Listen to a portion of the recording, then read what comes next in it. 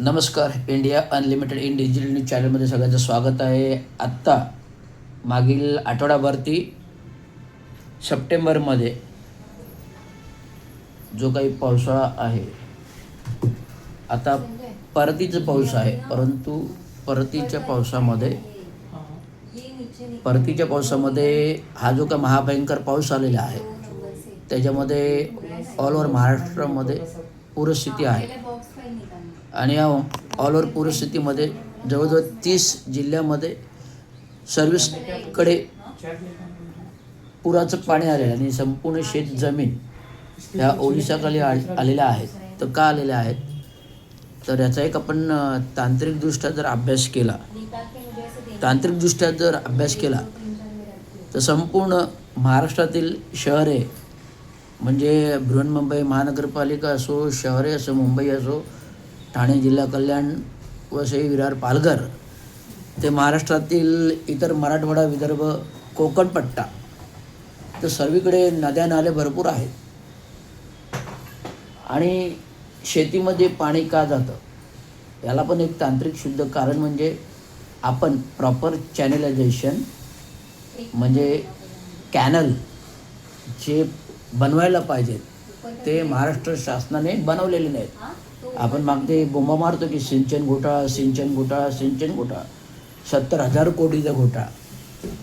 महाराष्ट्राच्या सरकारमधील जे मंत्री महोदय होते त्या काही जलसिंचन विभाग असो, अर्थ मंत्रालय असो किंवा मुख्यमंत्री शासन असो, तर महाराष्ट्र शासन मंत्रालयातून जो भरीव निधी सिंचनासाठी लागू झाला होता, तो सिंचनासाठी निधी जो खर्ची न करता जे काही सिंचन व्हायला पाहिजे, जे सिंचनाद्वारे नदी नाले कालवे कॅनल, आपण त्याला कालवे मराठीमध्ये कालवे म्हणतो, इंग्लिशमध्ये कॅनल म्हणतो, एक कॅनल मोठमोठ्या नदी नाल्यापर्यंत न पोचल्यामुळे हा जो काही पाऊस पडतो त्या पावसाला पण काहीतरी लिमिट आहे. 50 mm/h, 150 mm/h, 100 mm/h, 150 mm/h, 200 mm/h.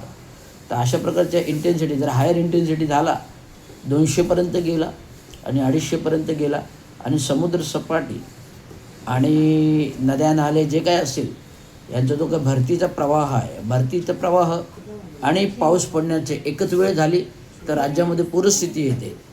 कारण आहोटी हा एक प्रकार आहे भौगोलिकदृष्ट्या.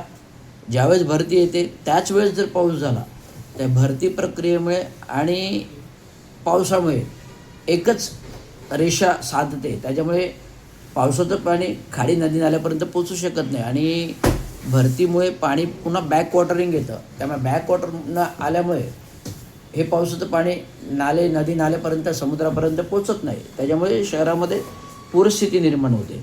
तर ह्या पूरस्थितीचं नियोजन करायचं असेल तर पुन्हा नव्याने संपूर्ण मुंबई शहराचा असो, गावखेड्याचा असो, एक महाराष्ट्र शासनाने मास्टर प्लॅन तयार करून हे स्ट्रॉम वॉटरचं फ्लोईंगचं कसं नियोजन करता येईल, जलसिंचनाचं कसं नियोजन करता येईल, शेती नाले कसे बर्बाद होणार नाहीत, शेतकऱ्यांचे शेती कशी नाजूक होणार नाही, याच्यासाठी प्रॉपर नदी नाल्याचे कॅनल बांधणं, नाले बांधणं योग्य आहे आणि तसं प्लॅनिंग महाराष्ट्र सरकारने करावं हेच माझं निवेदन आहे. धन्यवाद. जय हिंद, जय भारत.